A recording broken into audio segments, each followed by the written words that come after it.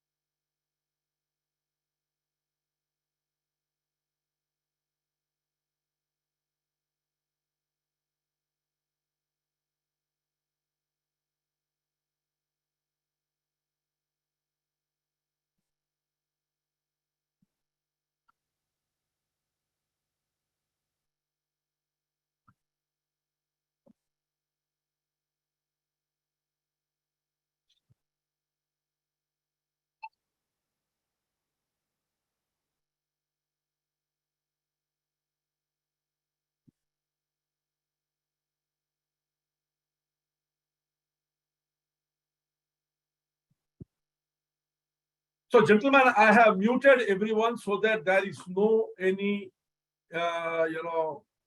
noise. What I will request you all is, in case you have any questions during the course of the meeting, you can raise your hand and you can put your question in the chat box. I will definitely answer it at the end of the program. This program is mainly meant for medium and small scale industry people.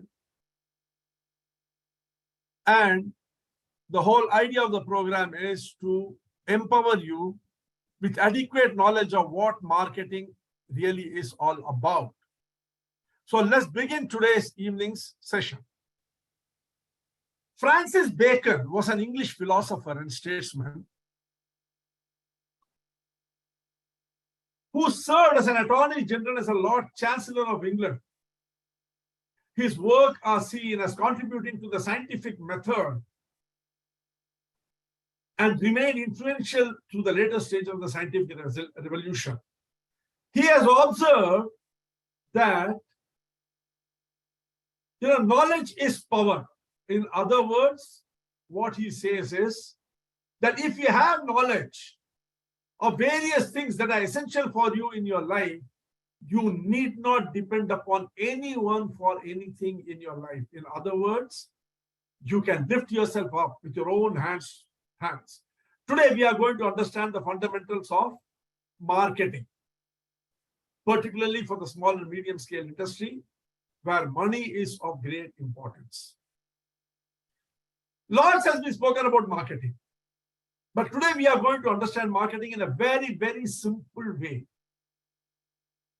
A manner in which you can immediately start implementing it in your company and the business without spending even a penny.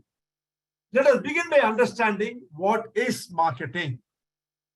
Now, I am going to unmute you and I want you to tell me what you think is marketing. What, according to you, is marketing? I am allowing you to unmute yourself. I would like to hear from a couple of you what, according to you, is marketing. You are all entrepreneurs here. I am sure you must all be marketing your products and your business. So what do you think is marketing? How would you define marketing? Who would like to answer? What we speak, what we know about our product. Okay. What you speak about your product is marketing. Is it okay? Fine. Anyone else? What we know about our product, what we know more about our products. Generating demand for goods and services. Okay, generating demand for food and services. Excellent. Yes, Mr. Srinath, you are unmuted. This is about offering. Marketing is offering goods and services which are of value to the society. Marketing is offering goods and services which are of value to society. Yes, Mr. Mufela Sungwe, you have raised your hand. You can unmute and answer. Promoting and selling our goods and services. Promoting and selling our goods and services. Excellent. Promoting and selling your goods and services. Yes, Mr. Monotosh Hauladar.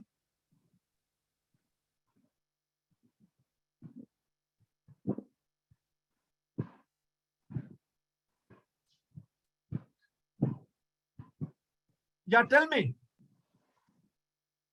Mr. Monotosh, you can unmute and answer. Reaching the target section of the society. Okay. So Mr. Goodyear Jonathan. Mr. Goodyear Jonathan, you have raised your hand. Yes, sir. Marketing is identifying the need of a society or a particular segment of the people and developing the product and service to satisfy them. Satisfaction is important. So you get repeated order. Very good. Very good. Yes, Mr. Ajit Jha, you would like to answer? You raised your hand. Yes, sir. So Yeah. marketing is a kind of visibility for your product or services. So what we're doing through marketing, we're trying to reach to the targeted audience and make them understand about our products. Excellent. Excellent. Yes, Rani Vigneshwari Muthuswamy. Yes, sir.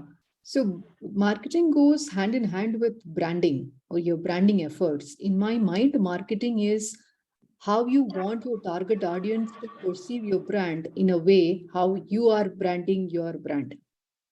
Very good. Very well said, Rani. Very well said. Yes, Mr. Akram from Colombo, Sri Lanka. Yes, Mr. Akram. Good evening, Mr. Arun. Yes, good evening. Marketing is actually, it's not just one activity. It's a process of creating, communicating and delivering and promoting your brand and offering values to customers and make them clients and the interests of partners and society at large. So excellent, excellent, excellent, excellent. Now, you see, Mr. Goodyear Jonathan has said there's solving customers' problems or challenges. Then Mr. Atul Shah says to create ground and awareness for sales. All sorts of things people are telling. Sir, shall I make a... yes, yes, Mr. Safar. Mr. Safar from Colombo, please. Yes, I'm Zafaruddin. Can you remember, sir?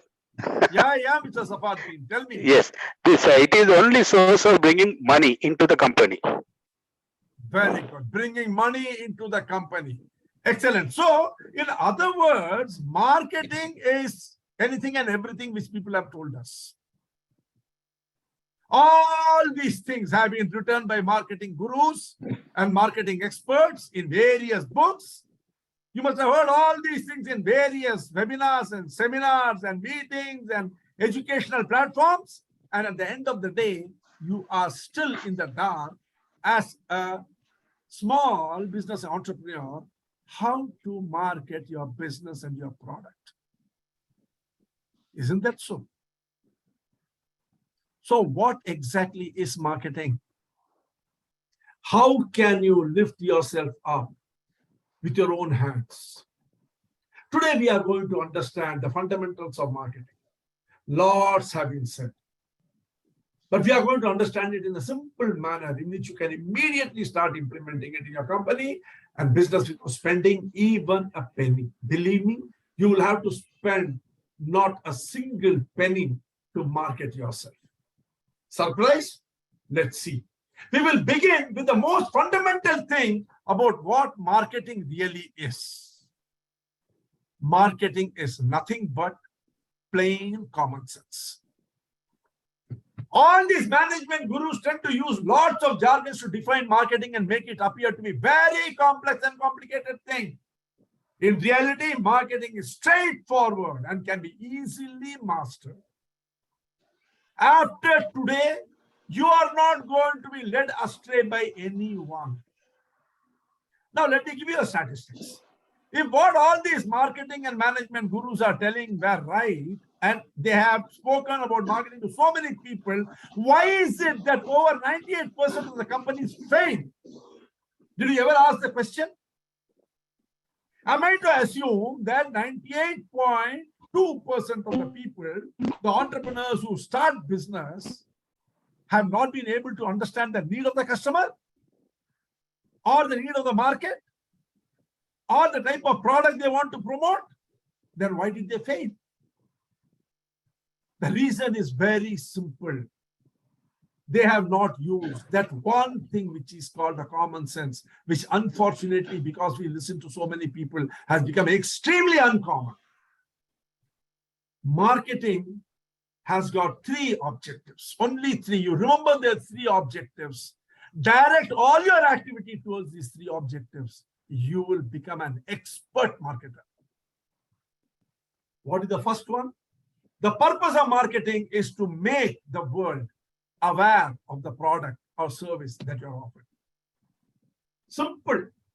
If you have made the world aware, if you have made your community aware, if you have got a small restaurant in one corner of a city and you want to cater to only that corner, if you can tell the people in that corner that this is a restaurant catering to you, you have achieved 33% of the objective of your marketing activity.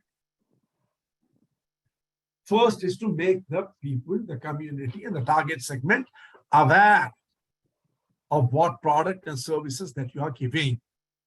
Second, having made them aware that such a product exists, we move to the next step, making them consider the product that you are offering.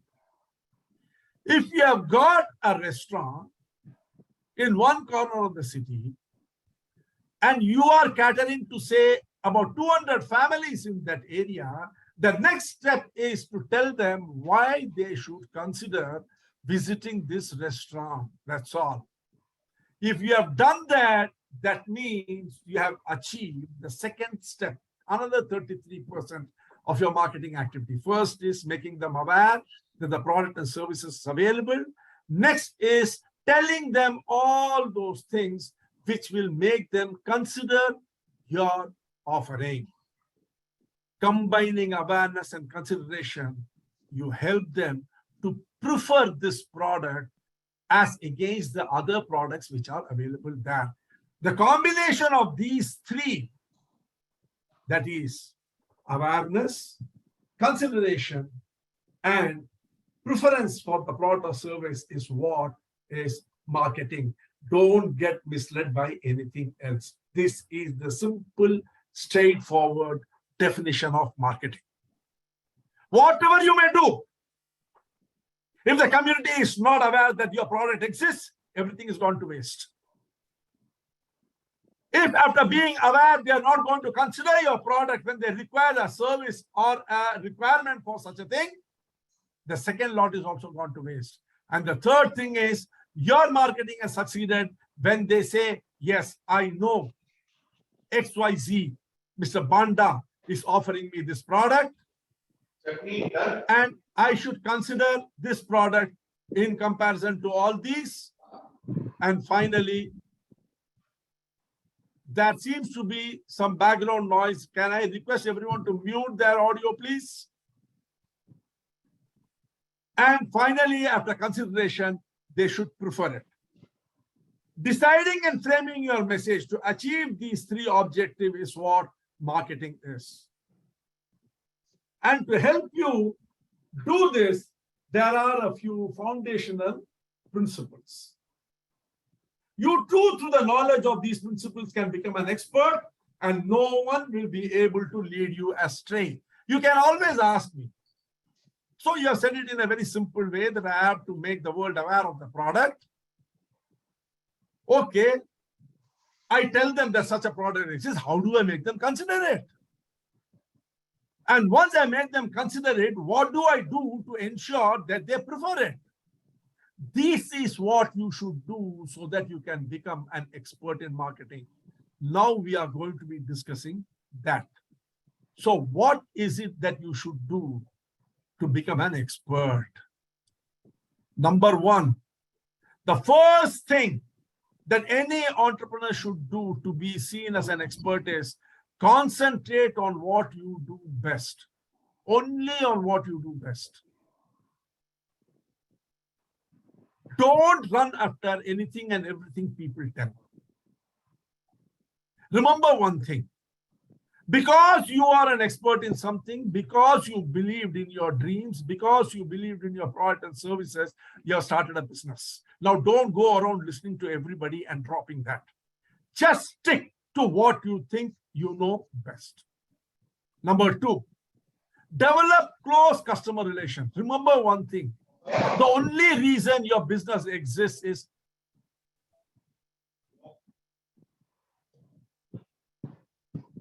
there is background noise coming. My earnest request, kindly mute it. Mr.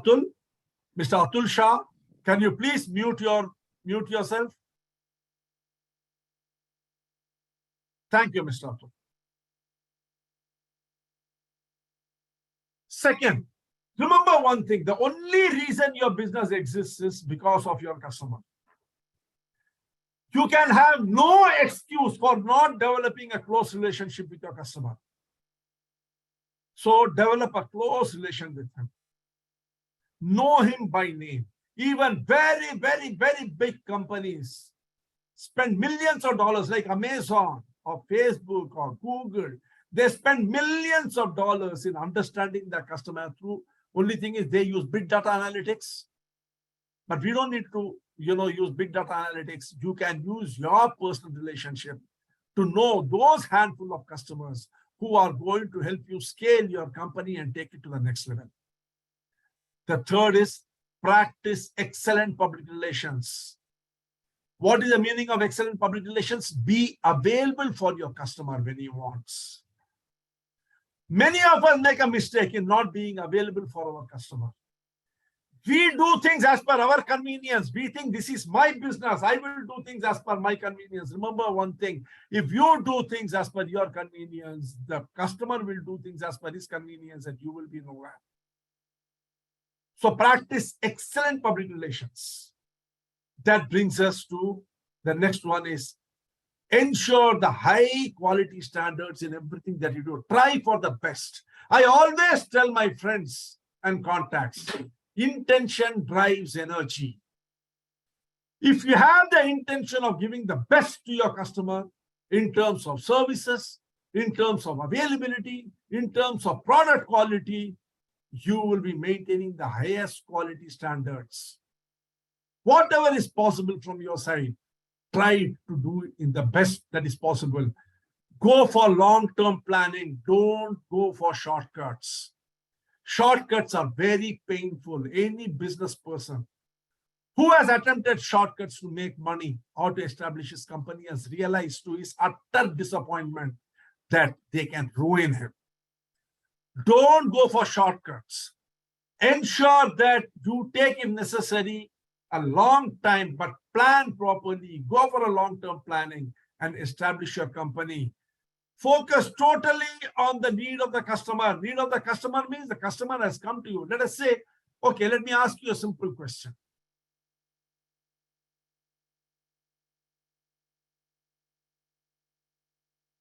We will take the same example of a restaurant.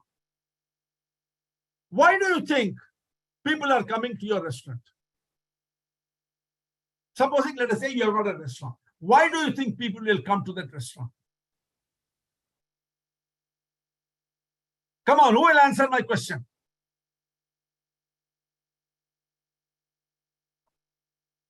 Anybody here who is a restaurant? Has he got a restaurant here? Supposing you have got an eatery. Why do you think someone will visit your eatery? Mr. David Chisulo, I can see that your video is on S. Ramaswamy Food. Anybody else would like to speak out? Environment and experience. Yes, anybody else? Hospitality, good service. I have unmuted you. You can all unmute and speak.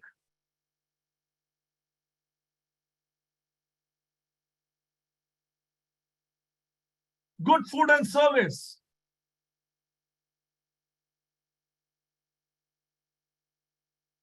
Yes, Mr. Manjunath Reddy. Affordability, Mr. Trinath is telling. Is that the reason we go to restaurant? Because it is affordable? Because the hospitality is good? Yes, Mr. Trinath, unmute. Mr. Manjunath, please unmute yourself. I can't hear you.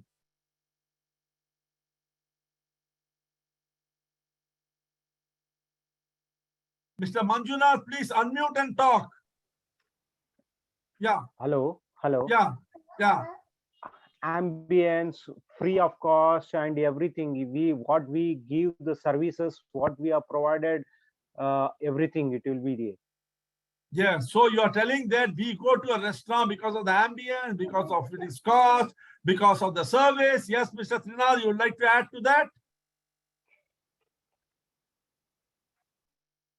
Meeting, somebody is telling, Felicity is telling, meeting the customer expectation. Anyone else? Did it ever strike anyone here that we go to the restaurant because we are hungry? Did it ever strike you? We don't go to restaurant because the ambience is good. We don't go to restaurant because of the price. We don't go to restaurant because of the... Mr. Safardin saying not always. I don't know, Mr. Safar. I don't have so much of money to go and waste it in just sitting there. If I'm hungry, I go to eat. Otherwise, I don't go. So the first thing that a restaurant should do is to ensure that it gives its offering in such a way that it should satisfy my hunger. Everything else comes next. That is what I meant when I said understanding the customer's need, focus on the need.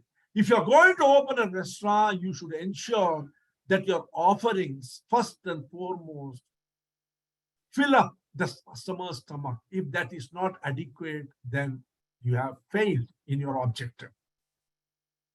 Then comes, now you see, comes the question of efficiency versus effectiveness.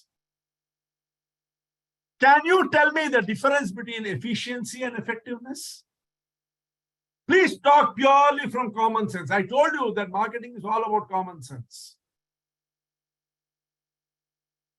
What is the difference between efficiency and effectiveness? Yes, who would like to try? If you really understand it, it will not take you more than one sentence to tell me. What is the difference between efficiency and effectiveness?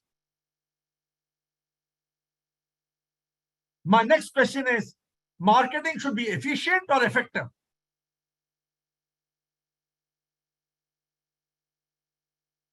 Why pin drop silence?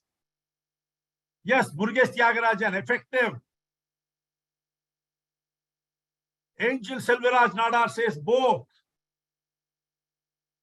Yes, Mr. Manotosh Hauladar, you have raised your hand. Ujjal Nath says effective, but nobody is willing to put his neck out and define efficiency. Yes, somebody has just now written. Efficiency is time-bound, effectiveness, what the customer gets. No.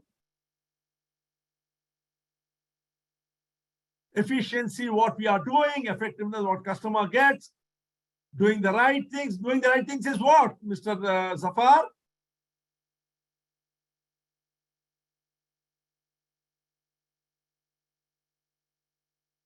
What is doing the right things? Efficiency is doing the things right. When you are doing something very, very perfectly, you are called efficient. But doing the right things is effectiveness. And effectiveness is much, much, much more important than efficiency. You can do a thing right, even if it is wrong. For instance, let us say you call a person to come and paint your walls. The person comes, puts the ladder against the left-hand wall, paints it, gives it 3 beautiful coats of paint, and it looks dazzling. And then you ask him, what the hell have you done? Yeah, why, sir? Isn't the painting good? He says, the painting is excellent, but I wanted the right side of the wall to be painted. You have painted the left side.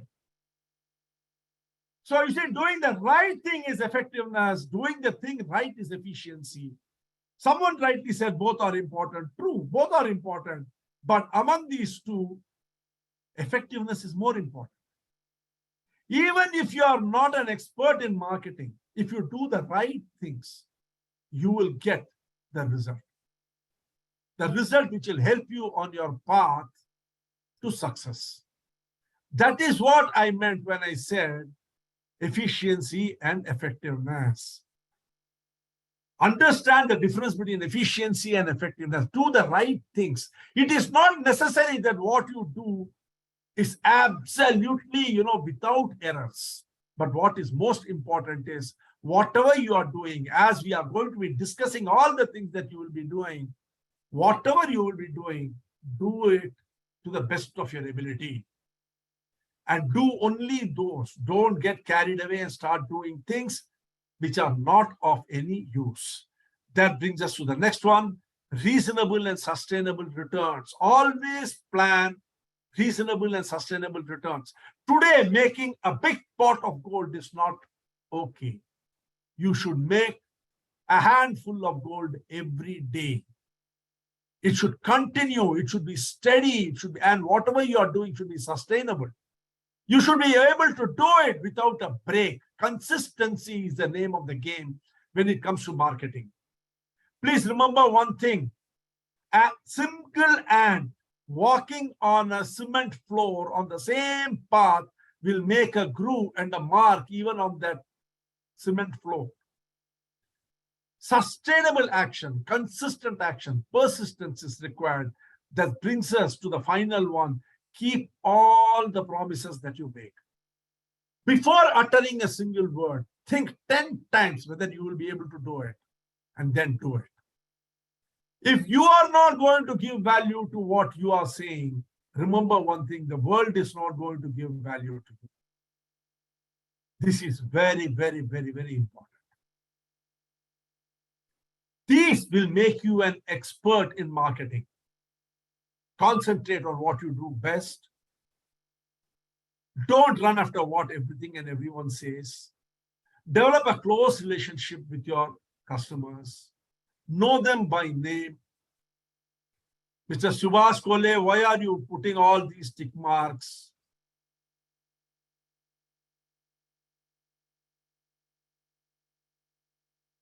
Develop close customer relations.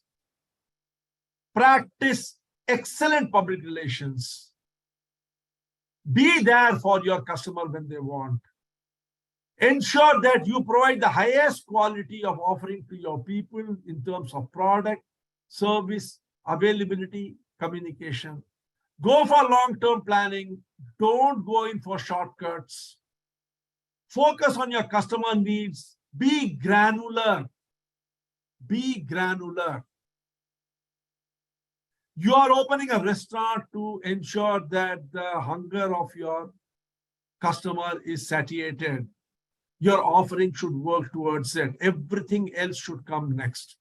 First should be ensuring that the hunger of the customer is satiated. Focus on the needs of the customer. That is very important. Efficiency versus effectiveness. You don't have to do things perfectly. Just do the right things. Even if it is not as good as it should be or you want it to be, doesn't matter. As long as you do the right things, everything will work out fine. Reasonable and sustainable returns is what you should focus for. That will automatically happen if you are consistent in your effort, in your communication, with your long-term planning. It will automatically happen. And whenever you make a promise, whatever it is, keep it. People like trust. They want to trust you, but you should give them a reason to trust you. That brings us to the next most important thing. What are the principles of successful marketing? There are a few very essential principles, 9 in number, which if you follow, you will definitely succeed. The first principle of successful marketing is your activity should be based upon human psychology, not upon experience, judgment, and guesswork. What worked yesterday need not work tomorrow. Take every activity of yours as a standalone task, objective, and plan that activity based upon the psychology of the individual or the group of people towards whom you are targeting that activity. Don't say, yesterday I did this, this happened, so tomorrow I will do this, the same thing will happen. It will not happen. This is one of the biggest mistakes people make. Don't be judgmental based upon your experience and don't go for guesswork. Purely go in for human psychology. Next, measure your profits, not your sales. Many people go for turnover. They say, I have done 10 million sales. That is not important. How much profit did you make out of the sales you have done? That is important. In other words, as we say in business, don't focus on the top line, focus on the bottom line. What is the net return you are getting? Measure profits, not sales. Then new relationship made each month. Keep a record of the new relationships, number of new customers you have been able to get into your kitty every month. This is very important. Your business is going to grow only because of the number of customers increasing. And if you are not keeping a track of it, you will not be able to build your company. Remember one thing in management, we say, what we focus on grows. If you focus on creating more customers, then the amount of customers will increase. So concentrate on making new relationships every month. Going for focus, not diversity. Don't diversify too much. Stick to your core areas till you have become an expert and till you have attained the level of operation that you wanted. Focus on your area. That is how you will build your company. Thousands of things people will tell you. XYZ product is doing well, ABC product is doing well, that man has made millions with this product. Don't go for all those things. Whatever your core area is, focus on that and build it. When you have good relationship with your customers, when your relationship with them is excellent and you know each and every customer by name and you are having excellent public relations, you should aim for more referrals through them. Get them to refer more and more number of people to your business. Keep a track of, this is called in management parlance, NPS, Net Promoter Score. That means big companies also, through the use of data analytics, try to find out which of their customers are recommending their company products and them to other people. In simple language, aim for more referrals. Get your customer to recommend his friends' contacts to you. Aim for more referrals. That brings us to next one. This is a very big market, my dear friends. You don't need to compete. Today, we are into an era of cooperation, not competition. Cooperation is what? Cooperation with your competition. Join hands with as many people as possible to build your company. The cake is very big and there is sufficiently big slices available for everyone.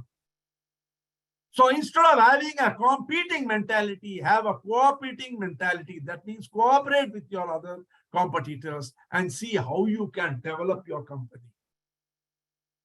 Competition is what is making a big hue and cry in the market today. Focus on individuals or small groups. When you are focusing your marketing activity, market for individuals and small groups. Those of you who know design thinking would be knowing something called persona building. Design thinkers recommend that you build a persona of your customer to market your products. What is this persona? Take one person as a sample from your target segment, customer segment, and build on him. Talk to him. Address him the entire marketing message. What is that? The marketing message should consider three things. What are they? Number one, make him aware of your product. Number two, make him consider your product. Number three, make him prefer your product against all the other products. These three messages combined together should be focused on one single individual. And if you are a very big company, on small group of individuals who will be identified as a target segment. Then always gain the consent of your customer. Talk to your customer. This is called collaborating and building a product along with him. This is what most of the companies do. Even companies like Apple, Samsung, all these people, Amazon, they constantly keep taking surveys. Why? They are building a brand along with the customer. In the same way, gaining the consent of your customer to do something, conduct surveys, talk to them, share your thoughts with them, take their opinions and considerations, and then build your organization. And finally, once you have planned upon a campaign, commit to your campaign. Don't keep changing it. Stick with it. Totally stick with it. Applying these 9 principles to our activities brings us to the 15 common sense rules that can bring gold to you that you desire. And these 15 common sense rules of marketing. Marketing is nothing but 15 common sense rules. And these 15 common sense rules constitute what is called the golden rules of marketing. Marketing experts use common sense and knowledge to develop cost-effective marketing programs and strategies. Only thing is they don't tell you that these are common sense rules. By using your resources efficiently, effectively, experts can be effective as competitors with many times the resource size. You might be a very small company. Remember one thing. Clayton Christensen, in his discussion about disruptive innovation, has spoken about how small companies have totally disrupted the market, massacred the competition, and redefined the rules of the market. Be it Airbnb, be it Netflix, be it Facebook, be it WhatsApp, be it Uber, Apple, all these people started off in a very small way. Let us not forget that. But they did what they did very effectively. They had very little resource in their hands, and they totally disrupted the market to become market leaders. You too can do it. These 15 rules implemented correctly can fetch you the weight in gold and can be called the golden rules to run a company. The first of them, as I was talking, is long-term success. Your focus should be on long-term success. Remember one thing, we say all roads lead to Rome. Rome is such an important city that there is an adage that all roads lead to Rome. But we also say Rome was not built in a day. It took a long time to build a city of the size and character of Rome, and it has stood the test of time. It has achieved long-term success. Avoid an expectation of instant result and base all your marketing decisions, business decisions on long-term success. Have a clear roadmap on where you want to go. Have regular milestones. Let us say you have a small business today. Maybe you're doing $1,000 business a month. Doesn't matter. This $1,000 can become $10 billion in 10 years. If you are willing to put your effort and vision on planning these 10 years brick by brick. Marketing results flow from the combined effect of all initiatives. Remember one thing, marketing is not just a hit and run activity. Set long-term plans, goals, develop the plan and allow enough time to persuade your client one by one to become your evangelist.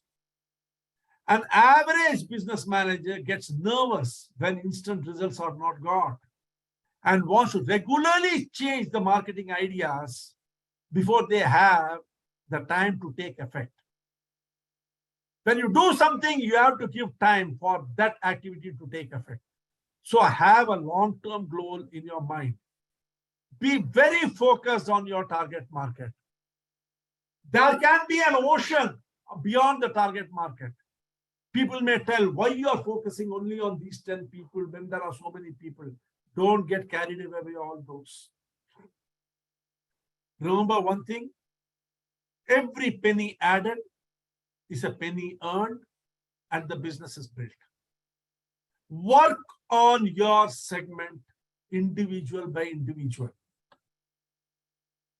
Have a clear focus that supposing, let us say you are focusing the age group of 18 to 20 for your product and services. Focus exclusively on 18 to 20. Don't get carried away by people who say, "Arey, 21 is also 20. No, 21 is not 20. 21 is 21. So be very focused on your target segment. Marketing profitability is markedly enhanced when you can identify your specific target market. Many companies cannot quantify the business line they are in or the key groups which make up their market.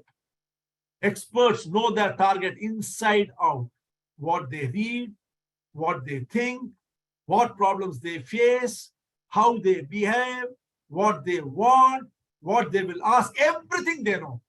Because experts exactly know what their prospects are thinking and wanting, they can be more effective in converting prospects into clients and customers. This is what you should also do, whatever your business area is. Don't be the answer for everybody. You cannot be. Identify your target segment. Understand them fully, thoroughly. Talk to them. Take the strain of asking them. If a child does not ask, even a mother does not give milk. So don't assume things. Just go and ask them. Understand them and then focus on them exclusively. Don't get carried away. Remember one thing, everything is contextual. Your entire activity is contextual. Marketing turns prospects into customers by knowing exactly what the right people are after when they buy your product. When they come to buy your product, why is it they have come to buy your product? Marketing people should know that. Marketing should be geared up specifically to people who are already in the market for your product line and service type. Disruption happens not only by a new market generation, but through ensuring greater efficiency and effectiveness of your activities and greater sustainability of your activities. So instead of trying to create a new product which does not exist, which can be quite risky, it would be much more advisable to be contextual in nature for small and medium-sized companies and try to service the market which already exists. Let us not forget, markets are becoming commoditized at a breakneck speed. You introduce a product today, within 10 days, 50 other people are going to come out with the product. And it is going to become a commodity. So the only way you can succeed in this highly competitive, commoditized, blood red ocean is by knowing the context in which your product is going to serve your customer. For that, you need to know why your customer is coming to you. What does he want? This is very, very important. Your marketing needs to show that your product service is available, affordable, and highly beneficial to the prospect's requirements. Smart marketing involves and informs prospect and acknowledges that people do things for their reason, not for your reason. They are not buying your product because of what you are telling them. Don't get mistaken by that. They are not buying your product because of your fancy slogans. They are not buying your product because your packaging is good. They are not buying your product because your product quality is good. They are buying the product because they require to fulfill a service, a lacuna, a gap in their life. So you need to know the context in which they are buying the product. So the golden rule number 3 is understand that context. That context you cannot understand unless you understand what the customer thinks, wants, and how he goes about fulfilling that desire. Then another very important thing. People say marketing is all about finding out a need. Those days are gone. It is now about providing a solution. Selling a solution to a common problem is much more effective than selling a positive benefit. Don't talk about benefit. Talk about a solution. Many of us make one big mistake. Sellers make a mistake is we try to say this product is better than this because of this. One small extra benefit we add to the product and try to sell. Remember one thing, human beings hate change. Look at yourself. We are all customers. Are we not? Even those of us who have some product to sell, 24 hours we are customer because there are so many things we buy. Do we change ourselves? The toothpaste we use, do we change our toothpaste? The hairbrush we use, do we change our hairbrush? The hair oil we use, do we change our hair oil? No, we always stick to it. Thousands of people are talking about the benefits of that toothpaste, hair oil, brush and everything, but still we continue with the same thing. Because when it comes to the crux of buying, we go and buy the same thing. So if you can find out the context for which they are buying something and sell a solution for that, you will succeed. Expert companies position themselves as problem solvers, not benefit givers. For these companies, marketing highlights the problem and offers a product or service as a solution. Making it aware is telling them this product is there. Making them consider is when you give that as a solution to the problem which the customer is facing. The consideration begins as a solution. Highly profitable marketers sell solution, not features, not benefits. So don't make the mistake of talking about features and benefits. These are all old world theories which are running around. And using these, only companies close down. Companies close down because they keep going after customer list and customer benefit. Instead of that, go after solutions. Identify the problem based upon the context. Just imagine. You have focused upon a particular market. You have got excellent customer relations. Your PR is excellent.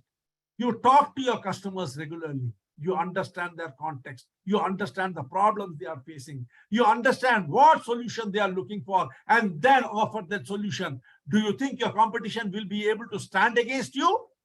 Absolutely no. You will be able to break through every competition if you do this. That brings us to the next thing, customer list. This is very, very, very, very important. Your customer list is the key to your marketing success, because it tells you exactly who you are going to focus on. Your current customers' problems are a mirror image of the need and requirement of the larger target market. Supposing you have got a person whose annual income is $50,000.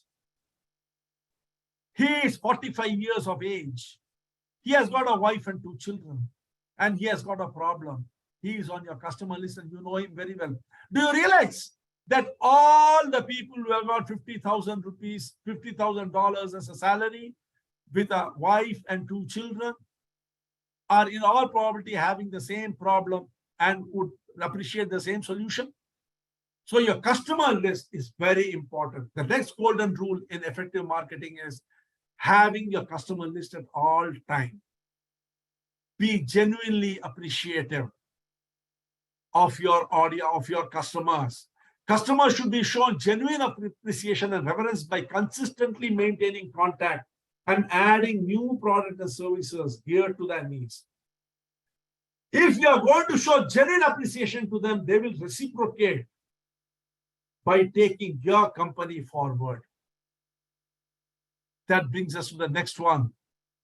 Convenient to source. You should be very, very, very convenient to source.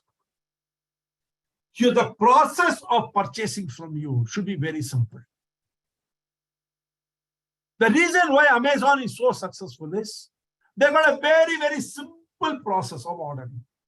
Click, pay, and immediately the product will be dispatched to you. You don't like it, click, take back, they will come and take it back. No hassles, no questions asked, no objections, no proof, nothing.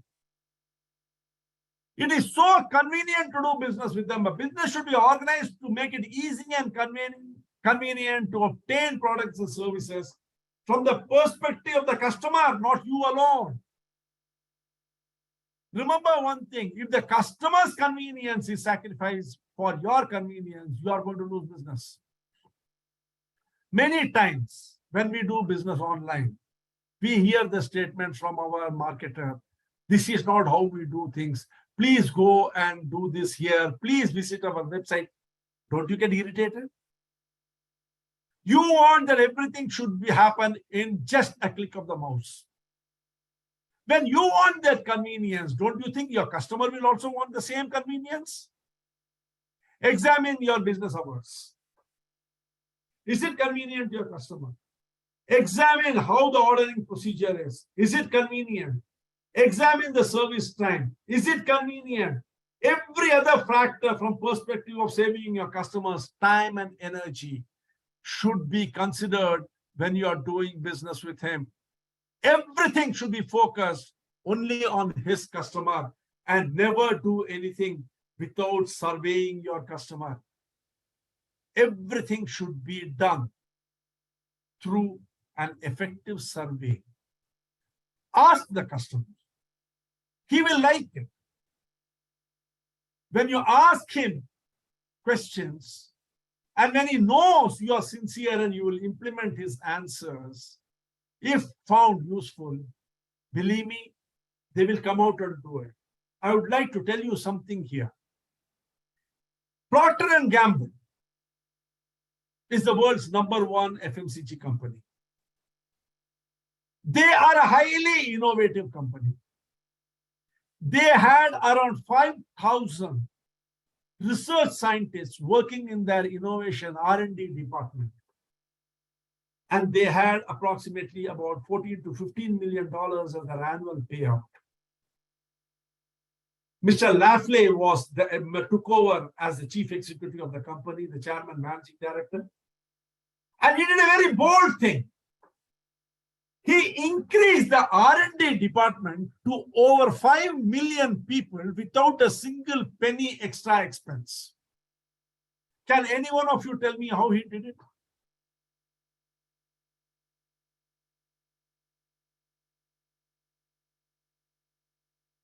Can any one of you tell me this is a particular disruptive innovation which he did? The name of the innovation is open source innovation, open source disruption. This is the first disruptive innovation that Clayton Christensen talks about when he talks about disruptive innovation in Harvard Business School. What did he do? Can any one of you tell me?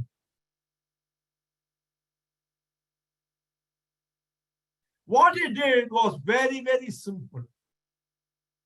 He created on the website the facility for all the customers of Procter & Gamble to give suggestions as to how the product can be improved and what new product types they would like Procter & Gamble to come up with. In other words, he created a 5 million base of customers operating as research scientists for him and innovators for him.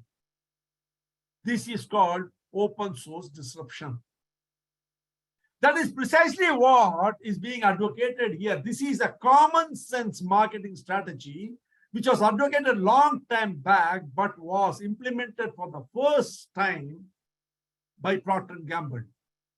After that, many companies, including GE, they tied up with a company which has got only 2,000 employees, while GE has got over 2 lakh employees. They tied up with that company. I think the name is Quicker or something. They tied up with them to do innovation research. And they are sharing the proceeds equally with a small company of around 2,000 employees. And they have created open source disruption and have brought out so many new products. What is called open source disruption is what we are discussing for small and medium-sized company as surveying your customer. Ask your customer. Surveying your customer builds a link between you and that customer and forms a foundation of long-term repeat business, prove future profitability. Successful companies treat their customers like their partners. And the first step to that is surveying your customer. So the first 8 golden rules for success as a marketing person, as an expert marketer is: number 1, focus on long-term success. Don't adopt short-term shortcuts. Number 2, define your target segment and focus on it totally, because this target segment is your family. Let us say you are living in Lusaka. Let us say Lusaka has got 50 million population. Are you going to be focusing on all the entire 50 million for their well-being? No. You are going to be focusing upon your wife and your children. On that small segment only, you are going to focus your entire thing. Isn't it? Once Mother Teresa was asked, she has that, what do you call it? Her missionaries of charity in a very dirty place in Calcutta. So once a reporter asked her, Mother, what is your solution? How can we make the world a clean place? She said, let's stop worrying about the world. If you clean your doorstep and everyone cleans their doorstep and keeps it a clean place, the world will be a clean place. Similarly, my dear friends, focus on your target market. Stop bothering about the world. Once you develop the target market, once you develop your business with the target market, automatically you will scale up into the next level. And in focusing in the target market, what you will do, you will understand the customer well. You will talk to the customer, understand the context in which he is coming to you for a service. And once that context becomes clear, you will understand the problems he is facing and start selling a solution. When you're very clear about your target segment, who your customer is, what sort of a problem he has, you will start keeping a customer list. And that will lead to genuine appreciation for the customer, because the number of customers you have got, you need to keep them happy. The more genuine you are in understanding the problem and fulfilling it, you will automatically start working on their appreciation through genuineness. Make yourself very convenient to source. You should be available to them at a beck and call. Be it the ordering, be it how you produce the product for them, give the service for them, when you are open, when you are available, everything focus on what is convenient to your customer, and do everything by talking to him and asking him. That is through surveying your customer. Try to find out what he wants. Try to find out how he wants it. Try to find out when he wants it. Try to find out why he wants it. Once you do all these things, you will become a master because of having followed the first 8 golden rules of marketing. That brings us to the next one. Have a structured sales approach.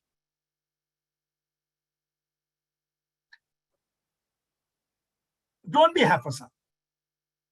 Effective marketing is always structured as a sales approach rather than an effort to entertain. Many people think, that using fancy words, fancy pictures, fancy layout in a flyer or a video, advertisement is marketing. It's not. Number 1, whatever you are telling and doing should make the customer aware of your product. Number 2, you should help him consider your product. If he is not going to consider, the third will not happen. That is preference. That is, he will not prefer your product against other products. So these 3 things are very important. The goal of any marketing is to get people to say, oh, I want this product. But when there is cleverness, humor, or special effects, prospects are more likely to say, I love that commercial. They will see, have you seen that commercial? Have you heard the background music? Have you seen the type of special effects which was used? The product will be lost in the midst of all these things. Is that what you want? No, you don't want that. You want them to remember your product. For that, a structured approach is necessary. Answer why this product is required by him. Tell him what the product will do and show him how he can get it. Once you take care of these three, through the preference consideration, the awareness, consideration, and preference model, you are through. This is what marketing is. Successful companies treat marketing as an ongoing process. This is not a one-off. I have seen many small companies keep changing the tagline, keep changing the marketing message. Don't do that. There is one company in India. Those of you who are from India, I need not tell you, the company is Amul Butter. When I was very small, I have seen the advertisement of Amul, utterly, butterly, delicious. It's still continuing.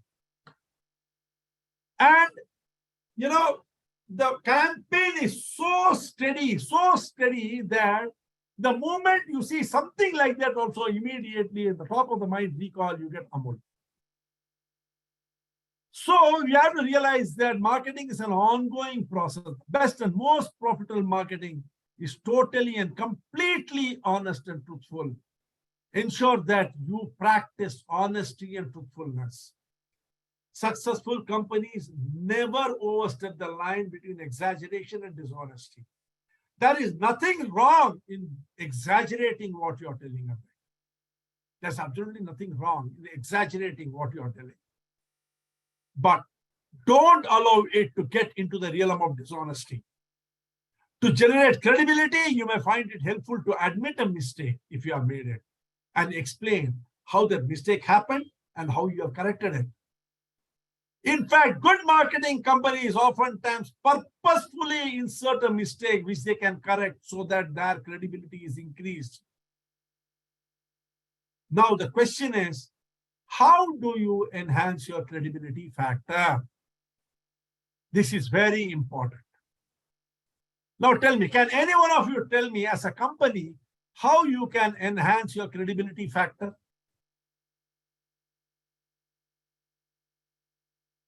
Yes, tell me, how can you enhance your credibility factor? I have allowed the participants to unmute themselves. Kindly unmute yourself and tell me how you can enhance your credibility factor as a company or as an enterprise. I am Rajan Varshne. Yes, Mr. Rajan. Yeah. Just by increasing customer satisfaction, right? Like minimizing customer complaints. Okay. True. Very correct. Then anyone else? Yes, Mr. Manotosh Hawladar. Yeah, speaking the right, speak what you're speaking. Stick to Okay. your speaker, what you speak. Okay, Don't being give, truthful. Don't give, yeah, correct, that is right one. Yeah, Don't- someone is telling by using testimonials, by keeping promise, by walking the talk. It's all amounting to the same thing. Is that all? What is it we can do to ensure that our Practice what you credibility in the eyes? Yes, practice what you preach. Integrity. Practice what you same. preach. Yes, practice what you preach. Correct. That's what everybody is telling. Be truthful to your customers. Integrity, walk your talk by giving what you promise. Using testimonials by keeping all the promises made to customers. Ultimately, you see, we are coming back to one single idea. But is there anything more we can do as a business so that even those who are not doing business with us will see us as credible? Remember one thing, when you are telling all these things, you are telling how to sustain credibility. Once a person has come to you and done business with you, you can show him you're walking the talk by keeping the promise, by giving good service. But how do you create credibility even with those people? That is what is marketing, isn't it? Getting new customers. For getting those new customers, what will you do so that you can look credible? The question is, today there are Say at this moment, there are 71 people on the platform. I presume all of you are, entrepreneurs in some way or the other, small, big, medium, whatever it is. What is it you can do from tomorrow morning which will signal your credibility? Ujjal Nath, work on new USP. 100% refund. Only after purchasing can you give 100% refund. I am talking about bringing the customers. Securing unique selling. referrals. Huh? Securing referrals. Securing referrals. Okay, securing referrals comes under Net Promoter Score. So somebody who has done a business with you, he can give referrals to you. So is that something that we can do by which we can increase the credibility factor? Sir, we can give good service, good, a product, and then whenever customer required, we have to give a service to the utmost customer satisfaction in every way. Okay. Okay. Now let us see. What is it we can do to ensure? Supposing someone were to come and tell you, my product is fantastic, it is mind-blowing. What will you say? The first response will be everyone tells the same thing. Remember one thing, we are talking about marketing. Marketing is what? Messaging. Now, the first step I told you in marketing is creating an awareness. You are talking about your product.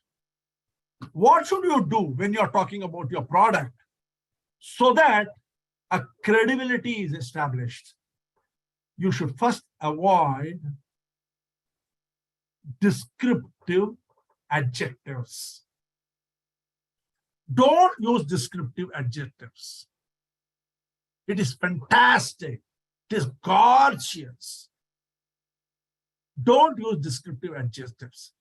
What should you use in their place? Everyday language, which they can understand. The dress is comfortable to wear. The cotton breathes so that even in very hot sunshine, there will be coolness. Use, very everyday language that you are using. In all your marketing messages, go back to your marketing message after this program. Remove the descriptive adjectives. They serve no purpose. They absolutely don't serve any purpose. Use everyday language. There is a very, very famous drink. They say, "Dar ke aage jeet hai." Very common language. Isn't it? So like that, you will find neighbors envy, owner's pride, Onida, everyone remembers. Just do it of Nike. Is there any descriptive message in this?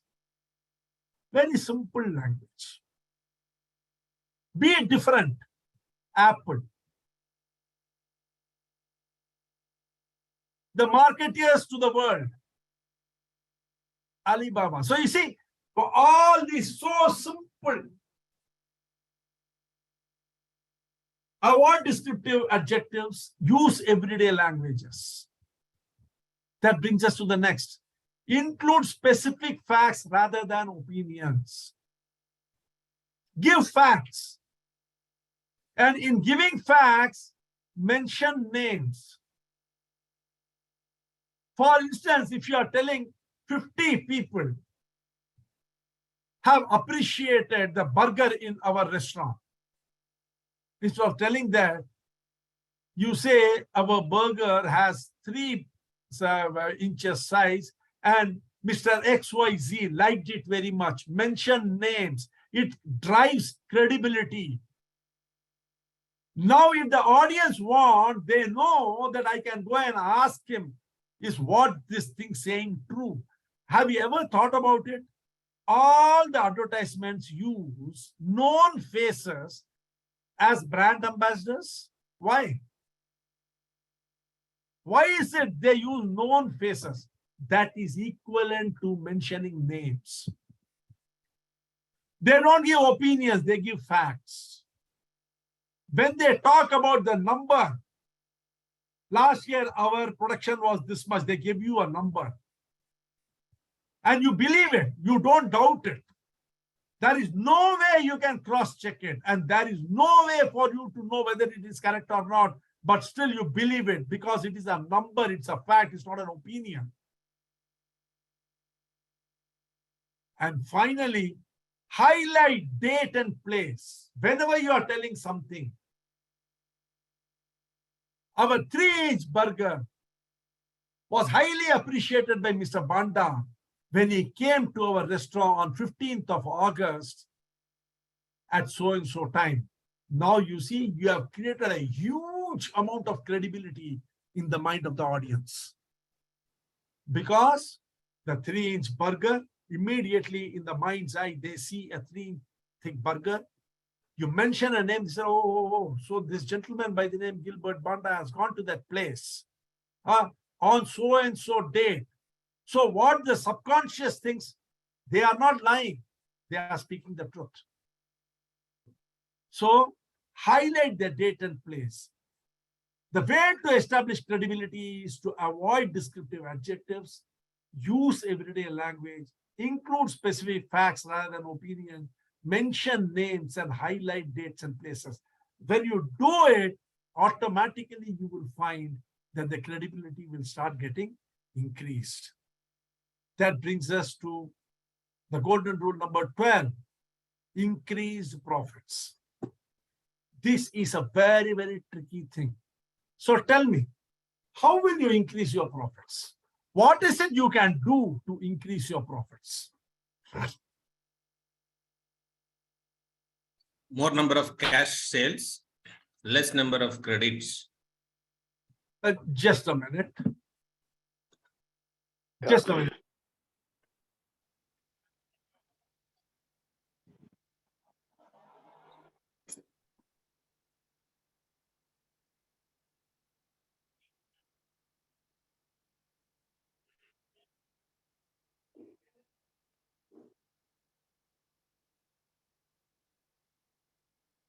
Yeah, tell me.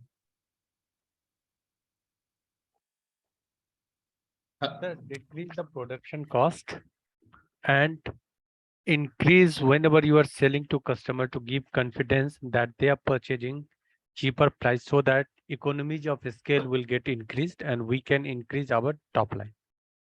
I'm talking about marketing. Through marketing, can you increase your profitability?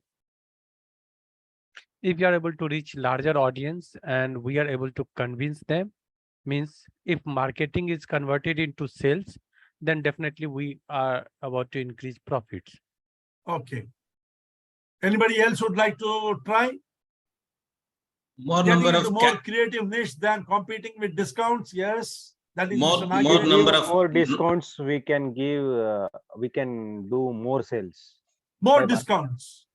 I just now told about some time back that concentrate on bottom line, not on top line. The more you give discounts, the more you increase your top line, but your bottom line gets eroded. focus And on the then- cash sales. Position your product to right segment who can pay and need that service or product.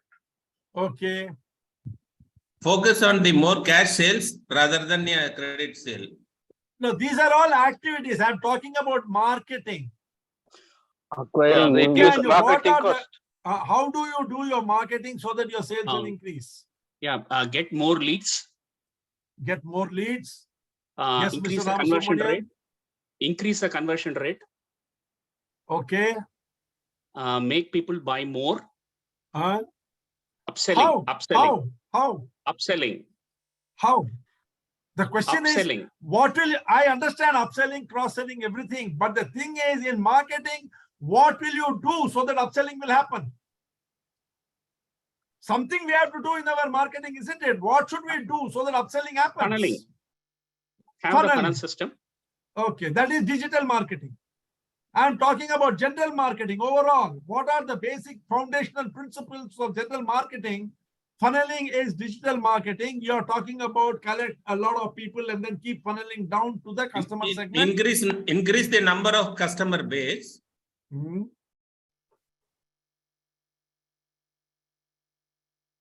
Tell me, anything else? Let us see.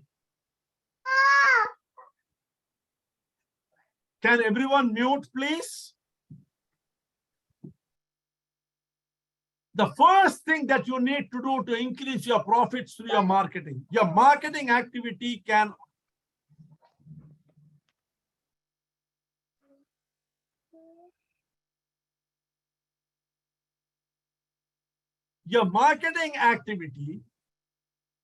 also increase your profits if you do it correctly.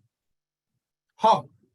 Number one, go back to the drawing board today and see whether your message is aligned to what we are going to discuss to increase the profit. Number one is your message.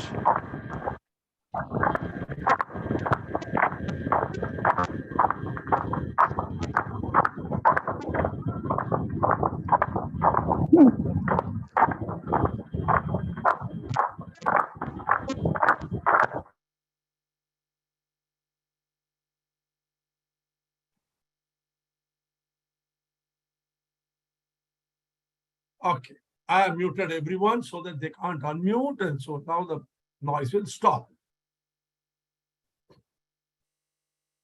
Number one, to increase profits, check your message. All message that you send out from your company should contain the number one benefit or your unique selling point. Tell prospective clients or customers why they should use you. Your message should contain one particular benefit. Don't talk about too many benefits, just one. Focus on that one benefit which you would like your customer to know as to why they should use you. Then number two, provide ways for your prospector to try your product or service without any financial risk. Allow him to try your product. Have a demo session. If it is a product which is to be used. If it is a training program, give a free webinar. Let them come in and see the quality of the webinar that you are conducting. If it is going to be a treatment, you're a doctor, conduct a camp where people can come and get themselves checked and you can prescribe their remedies. If it is a restaurant, launch your restaurant by giving a few free meals in a day. Or maybe for 2-3 days, open up the restaurant for everyone. Don't charge anything. Let people come and have the food free of cost. You have spent millions of dollars in opening a restaurant. A few more thousand will not affect that much. But when they try it out without a financial risk and see it is good, automatically there will be a flood of people coming in. Number three, compare results. Test all marketing programs continuously. You see, one of the biggest mistakes people make is they have a campaign and then they don't assess whether the campaign has brought them the returns which they had expected. So you need to constantly evaluate, benchmark your campaign. There are 3 types of benchmarking which you can do. Number one, benchmark with the industry. See what the industry is doing. See what you are doing. Find out the gaps and scale yourself up in those areas where you find a gap. This is one benchmarking where you do it with the industry. Second, benchmark amongst all the things you have done. Supposing you have done 10 campaigns. Take campaign by campaign and see what it is which has worked, what has not. And in each of the campaigns, where you have failed and what you need to scale up, scale it up. Number three, clearly have a benchmarking of what you think the standards are that you should have. And see what it is that you are doing and where you can scale those campaigns up. In this way, by comparing all the activities through benchmarking, you can generate huge amount of profit by increasing the quality of your marketing activity. That brings us to the fourth, which is a very, very funny thing internationally. Through a survey, it has been found that having a headline itself increases the response rate of your marketing campaign by, hold your breath, 2,100%. Simply by 2,100%. That means if you put as a headline a phrase which will focus on your key, you see, service that you are recommending, the unique selling point which you are going to highlight, the ability, the effectiveness of that campaign will increase by 2,100%. This is what companies have seen internationally. Number 5, test the price range. Many companies, restaurants and products and many people, what they do is after every 4 product, they put one product which is very high priced. In restaurant, you might have you might have seen the menu card. There will be something which will be costing 800 rupees. And then, there will be 300, 400, 400, 500, and then again 1,200, then 600, 700, 700, 800, then again 2,000. What they do is by keeping those high priced items, they are forcing you into what you think is low price as compared to that. Similarly, test your price range. What are the products that you want to sell more? Reasonably price it. Don't price yourself out of the market in those products. But if you want to sell something more, then always see to it that next to it, you have a product which is high priced in the list. If you have a high priced product and then a low price product, the low price product will start, the sales of the low price product will automatically start shooting up. That brings us to elaborate information. People think that there shouldn't be too much information in the marketing catalog. It is a wrong notion. If you have been able to follow these things which I am telling, you can have additional sheets which will give elaborate information about the product, because once the interest of the audience is caught, people will go for elaborate information and read it. That brings us to the next point, align with the ecosystem. What is the aligning with the ecosystem? Everyone in your ecosystem. Align everyone in your company towards the ecosystem in which they're operating. That means from the office boy to you, everyone should talk the same thing. And everyone should have a pie in it. In other words, make it clear to the entire ecosystem of your office that if the company does profit, there is a share for each and every one of them. That is where the idea of distributing bonus in companies started. The idea of sharing bonus payments to its employees was started because of this principle of aligning the ecosystem. When everyone knows that if the company does well, I will also get something, everyone will cooperate with you. And finally, ensure that your entire marketing program is an ongoing one, which is powered by everyone in the company, and don't keep changing it. Stick to one marketing program. It will go and increase your profit. Number 1, ensure that in your message, you address one key advantage of your product. Just one key advantage. Number 2, allow your customers to try out your product without any financial liability and risk. Number 3, constantly compare what you are doing with what the industry is doing, what you have been doing all along and how you have improved. And number 3, what is the standard you would like to achieve? Number 4, use a headline in every communication of yours. That headline should be aligned with that one key benefit that you are talking about. Number 5, ensure that your products are juxtaposed. The product which you want to sell the highest is juxtaposed to one product which is high priced. Your objective might not be to sell that product, but the product which is slightly lower price, but positioning it with a high price product will ensure that automatically people will start purchasing the reasonably priced product. Then elaborate information. So automatically what you should do, give elaborate information about those products which you want to sell very well.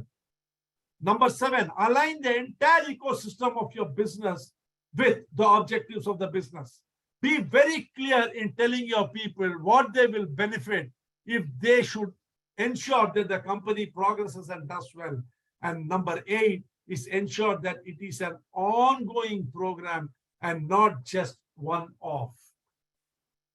Keep repeating the same thing. Check the return on the program that you are promoting. See whether you are benefiting from it or not. Make the necessary changes, but keep the core message of the program the same. Don't change it. That brings us to golden rule number 13. Capture your prospect's mind. Successful companies aim first to secure a share of the prospect's mind through repeated advertising and overall market awareness. Again, you see awareness. The more aware your customer is of your product, the more he is likely to purchase it. Then the share of sales will automatically flow. When a company has established itself as a leader in its field in the mind of the prospect, they will think of that company first when it is time to buy something. The only way of doing it is through emphasizing the essential points and being interesting. The way to capture your prospect's mind is to repeatedly emphasize the essential points and to do it in an interesting manner. The question is, how do we do that? Yes, Mr. Manjunath, you have raised your hand.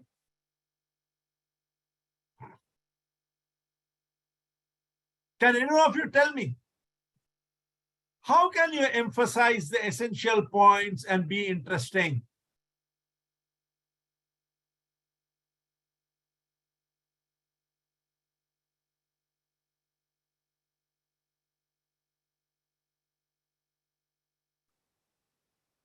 No one is answering? Oh, you want me to unmute?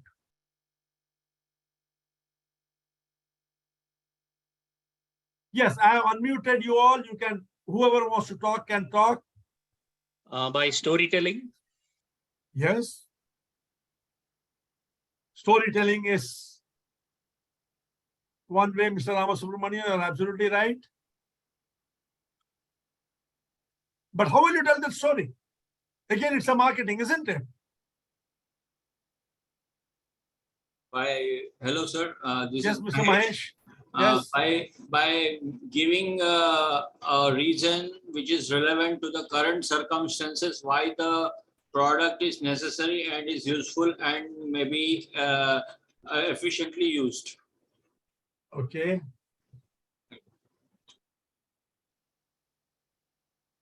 Then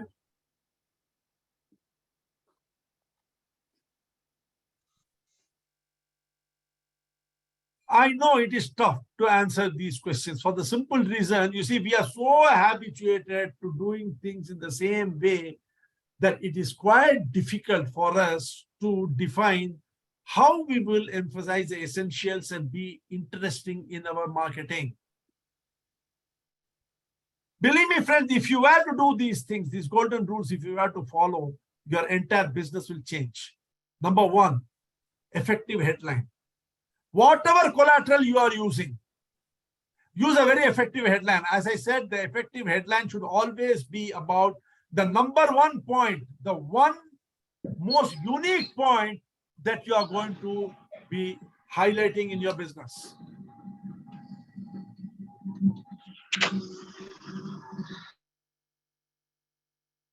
Effective headline.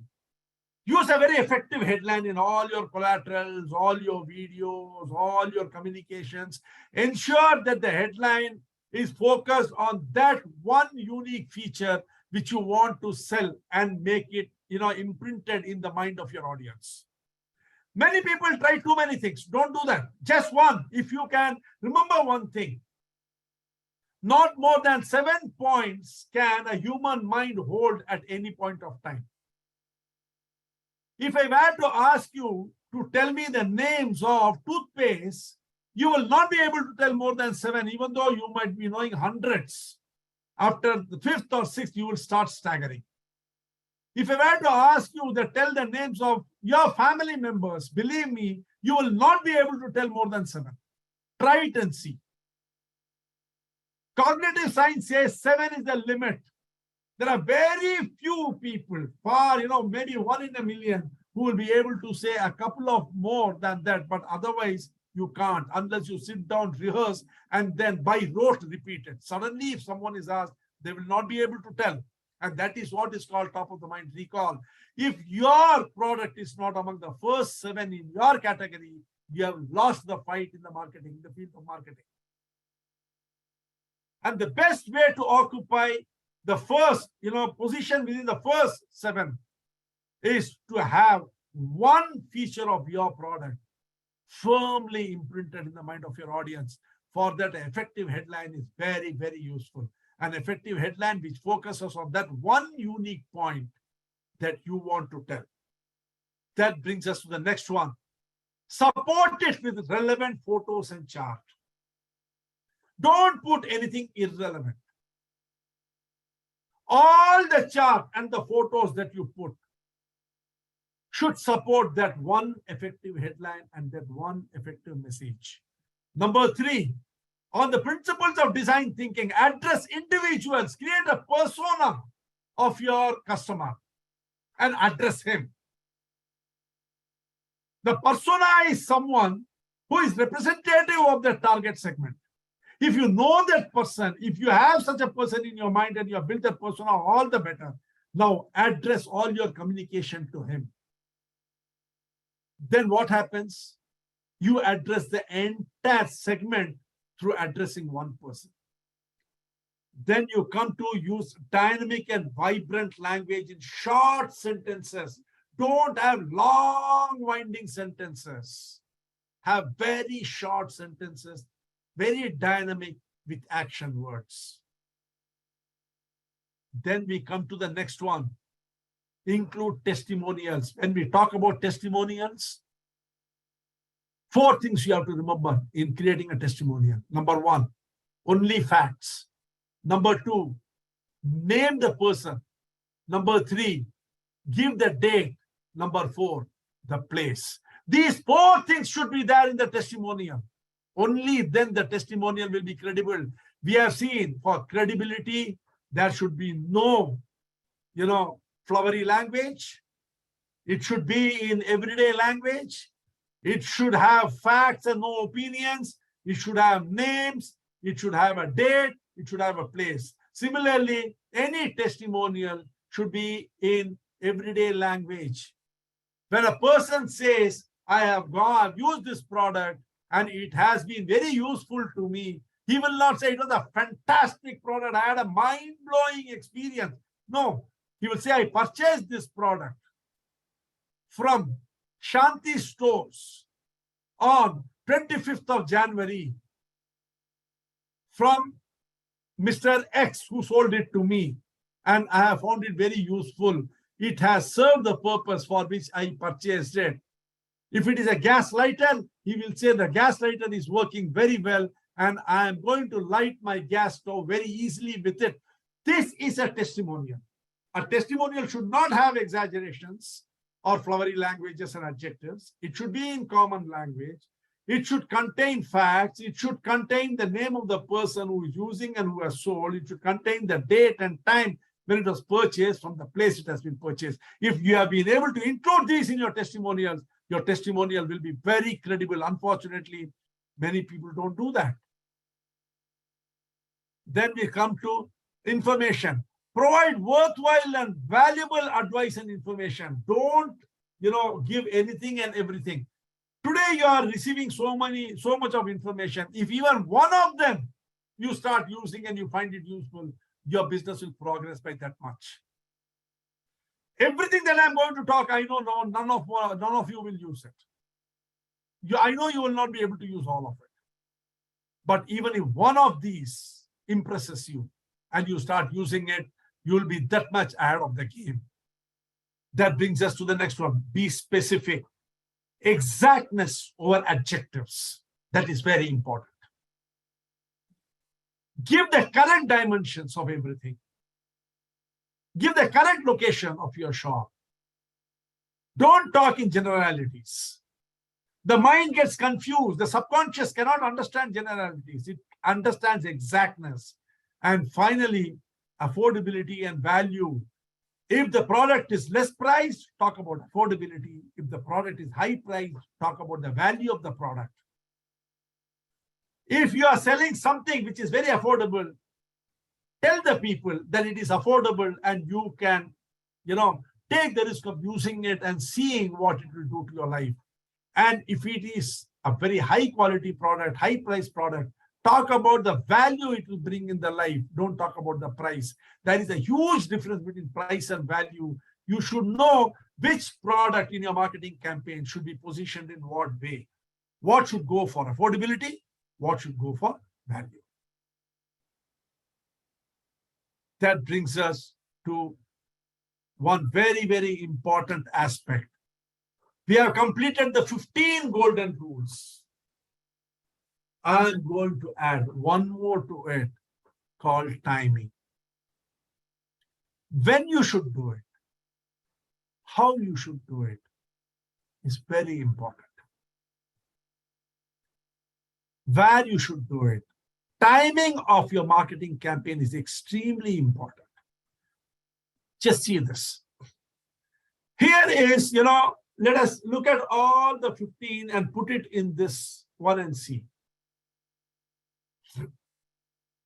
Here you see a flyer by a trainer where he talks about catching the unstoppable. It is priceless. One-day experiential workshop. What do I mean by timing? You see, one-day experiential workshop. The workshop is on 6th of March, 22 Sunday. Timing is 9:30 to 5:30 a.m. Hotel Westin Park. And you will find that for early bird, he has said 2,750, and the early bird is 19th of February. That means between 19th of February and 6th of March, there is a gap of nearly 20 days, over 20 days. Second thing, this picture has been put. Both these people have been put. Powerful techniques to catch the unstoppable. 4 ways of self-enhancement of work and home. 2 simple tools for balancing work. And all these has been given. Nothing about what is this unstoppable which he is planning to catch. You see, just imagine, he has put a headline. If this headline had mentioned what exactly it is about, how much more interesting this would have been. The whole marketing has lost its effect. They are more interested in talking about themselves rather than how the people will benefit. For 2 powerful techniques to catch the unstoppable. Why should I catch the unstoppable? How will I benefit it? How will I benefit? 4 ways of self-enhancement, work and home. How? What will happen? How do you know I am not already doing a good job? 2 simple tools for balancing work and life. So you see, all these things are not focused. They are not talking to me. How much of strain this person must have gone to create this? And ultimately, what happened? He has not been able to achieve anything. Maybe, he's talking about time management. I don't know. Now, just see, I'm showing you another flyer. See how it is. Very simple. Coronavirus managing impact on global supply chains. This man is not talking about anything else. One single point he has spoken. Managing the impact on global supply chain. Monday 28, 14 to 6 p.m. More info, call this point. This number he has given, if you want more information, call. how much more impactful it is, how much more neat and clean it is, how much more motivating it is, and it makes you want to reach out to him. In other words, your marketing material should be timed in such a way that it should motivate the people to approach you. Here you can see that for early bird, he is giving 19th February is the last date for making the payment. In other words, this campaign has started much before 19th of February. And the program is on 6th of March. You mean to tell me anyone will pay 2,750 for a program about which they don't understand much and wait for 20 days to find out? Does it increase credibility? Does it motivate anyone to take action? That brings us to the next point. What is it which is called a motivating marketing material? How do I create a motivating marketing material? Again, we come to the essential. One prime benefit, only one. If there is one thing you learn today, let it be this, that when you are talking about marketing, drive one point in thoroughly first. Let that one thing be totally ingrained. Your marketing material should spark curiosity. It should make the audience want to know more. Unless you can make the audience want to know more, it will not work. You should be able to suggest action. The material should suggest action and a direction. That brings us to the next one. It should be thought-provoking. It should make them start thinking, what is this all about? Like marketing strategies for medium and small and medium enterprises. You mean to tell me there can be a marketing strategy which is different for large companies as compared to medium and small? No. All these are the golden rules from Apple and Google to a one-man shop in a rural area in maybe Africa or India. It is all the same. Any entrepreneur who follows all these principles is going to succeed, guaranteed. There is no way he can fail. Ensure that it is complementary. What you are writing and what you are showing should support each other. Text and illustrations should be complementary. They should support each other. They should not contradict, or they should not be disruptive. One is showing something else, the other is showing something else. That should not happen. No exaggerated claims. Every claim you make should be authentic.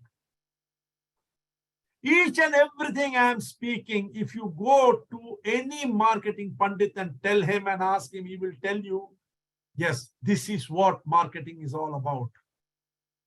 These 15 golden rules, the 15 common sense is what marketing is all about. If you go and take a book on marketing and flip the pages, you will find all these written there in a professional way.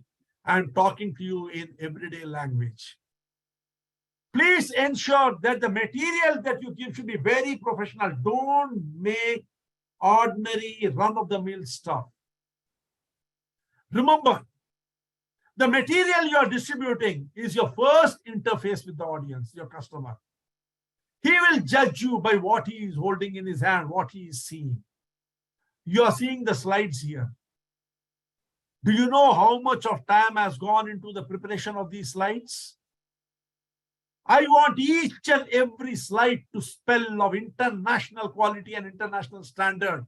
Only then I will be able to stand on the international market as an international market master trainer.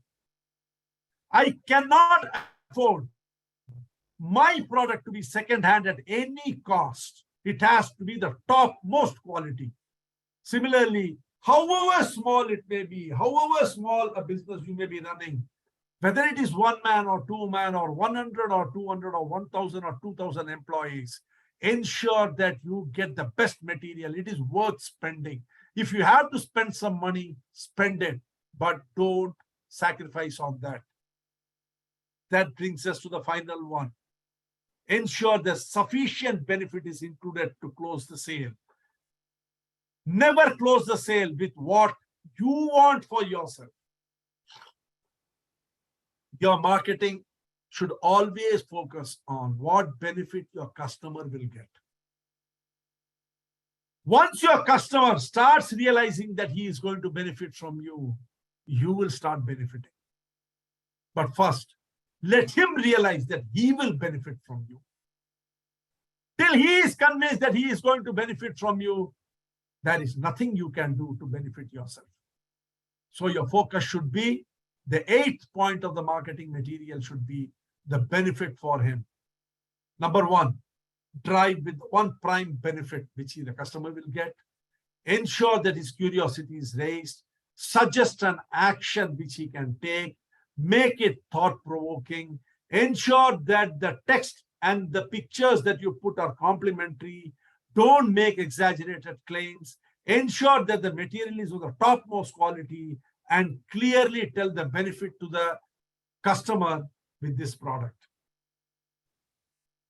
Now, one thing which everyone talks about, and someone also spoke today when we were talking about how to succeed in marketing, is creating a niche for yourself. People always say, you know, that once you create a niche, you can succeed. What is a niche? A niche has come from the Latin phrase niche, which was taken in the French. That means a nest. A nest is where you go back to when you want to be comfortable. That means a niche is where you are at your best and you are at your comfortable best. Everyone wants to go back home whenever they are in trouble or after a hard day. That is because that is where their comfort is. That is where they can be really themselves. A niche is where you really are.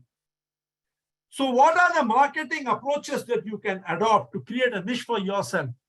Number 1, the best way to create a niche for yourself is by networking, by joining professional associations and creating a community of your own. You can create a niche, you know, as a restaurant also you can create a niche. Maybe you can specialize in making momos, or you can specialize in giving burgers, or you can specialize in giving French fries, or you can specialize like Kentucky Fried Chicken, or, you know, your McDonald's.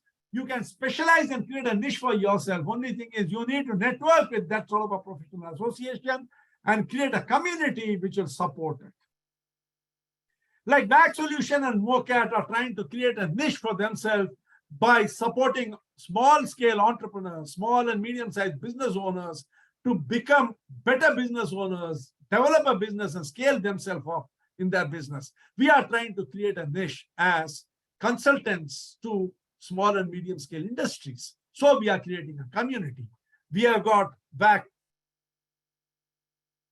you know, we have got back MoCat group for Africa. We have got back Entrepreneur group for India. We have got back A Solution group for Singapore. We have got back RAP group for Middle East. So you see, we are creating a niche by bringing in the entrepreneurs from all these places and then helping them network together and build their, you know, business. Next is by creating content. You can create content. You can share your idea, become a thought leader in that area. If you want to become, you want to create a niche of, let's say, French fry restaurant, a restaurant which specializes in French fries, create content on French fries and distribute it all over your community. Let them know how French fries are made, what are the different types of French fries, what are the different tastes of French fries, what are the different prices, sizes, all sorts of things, you know, you can write about French fries and distribute it so that their interest will be increased. Have public demonstration through webinars, conduct webinars on French fries, teach people how to make it, show them how you are doing it. You know, you can have public demonstrations or even webinars you can do, or you can go to a marketplace and then put up a stall and do some public demonstration.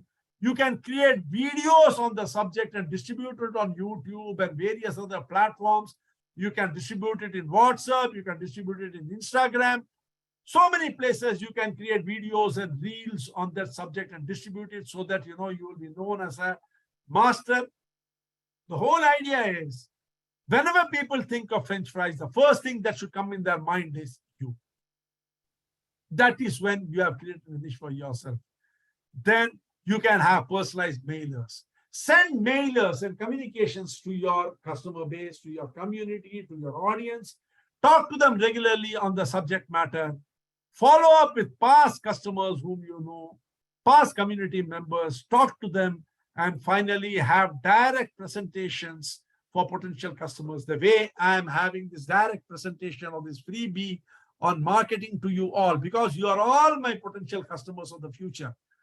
You are all entrepreneurs. And if I can give more and more benefit to you by sharing my 46 years of corporate experience, 26 years as CEO in various national, multinational companies, if I can share it with you, then you will accept me as a subject matter expert, and I will be able to service you as a consultant.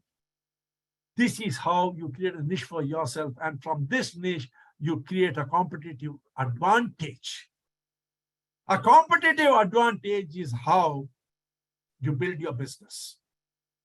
A competitive advantage begins with not what you think you are, but the market perception. How the market perceives you is what is a competitive advantage. In what way are you different than what other competitors have to offer? You know, through MoCAD, Wax Solution and MoCAD are interested in helping the entrepreneurs when they have difficulty in implementing what we are discussing. Be it what we discuss in cash flow management, or be it discussing this, marketing strategies for small and medium scale industries. If any of the participants have difficulty in implementing it, you can always approach MoCAD or Wax Solution, message us, and we will help you to practice what we are teaching. We want to be useful and beneficial. Genuinely, we want to be useful and beneficial to you all. That is a competitive advantage.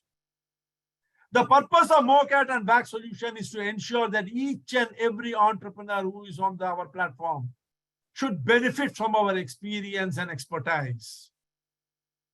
We should be credible and logical. That means if we are available to you, only then we will be credible and logical.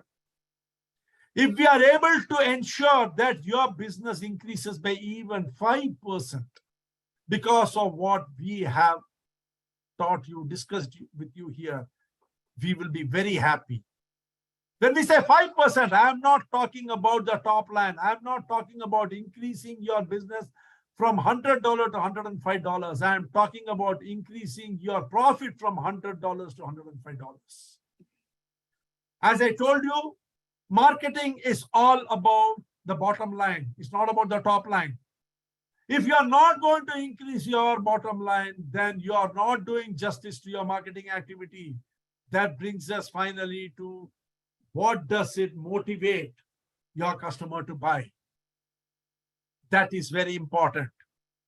Your competitive advantage is that you can motivate your customer to buy.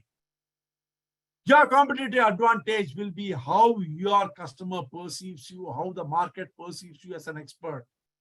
Your competitive advantage is how you look different to your customer. There could be n number of trainers in any particular field. There could be n number of soft skill trainers, but in what way are you different from others as a soft skill trainer? That is important. Keeping on talking that I'm a soft skill trainer is of no use. It's absolutely of no use. There are soft skill trainers are dime a dozen. How are you different? You have to be able to convey this.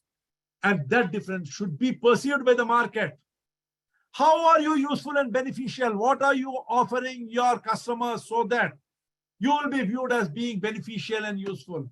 If you are a restaurant, there are hundreds of restaurants in Lusaka. How is your restaurant different from others?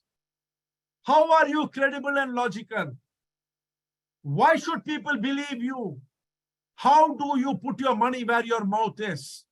And how are you going to motivate? What is it that you are going to offer which is going to motivate them to avail of your services? These are the competitive advantages. People talk a lot about competitive advantage without even understanding what it means. This is what competitive advantage means. How the market perceives you, how you are different, how you are useful and beneficial, how you come out as being credible, how you motivate the customer to take your product and service. That is your competitive advantage. My dear friends, we have talked a lot about marketing. Don't you think it is now time we spent at least 5 minutes and talking about what we should not be doing or what is a marketing bad habit? Don't you think we should see that? Because in case if any of you are doing that, you will know that you should stop it now. So we will now see what is a marketing bad habit to avoid.